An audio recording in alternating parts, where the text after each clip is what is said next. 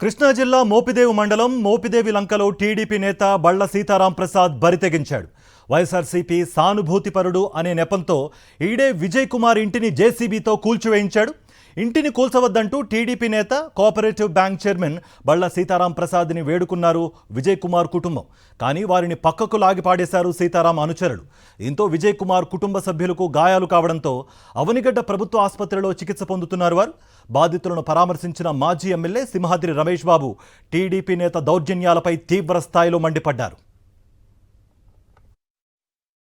రాత్రి సడన్గా పిల్లలు మేము ఇంట్లో ఉండగా తీసుకొచ్చి బుల్లి కుక్కలేని తీసుకొచ్చి పడేసేసారు.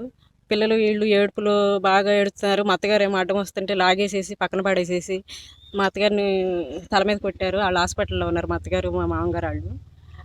కేవలం ఇదేంటంటే మా వారు వార్డు నెంబర్గా గెలిచారు.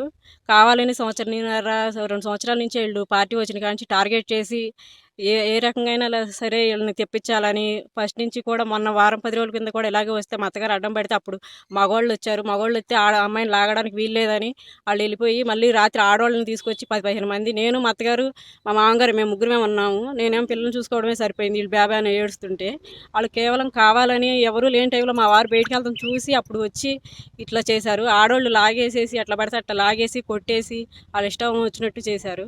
ఎప్పుడూ లేనిది ఈ కూటమి ప్రభుత్వం వచ్చిన తర్వాత వాళ్ళకు అనుకూలంగా ఉండ మనుషులు ఎడల అవతల రూలు రయ్యం లేకుండా అడ్డగోలుగా ఇట్లా పడదోసేయటం అలవాటు.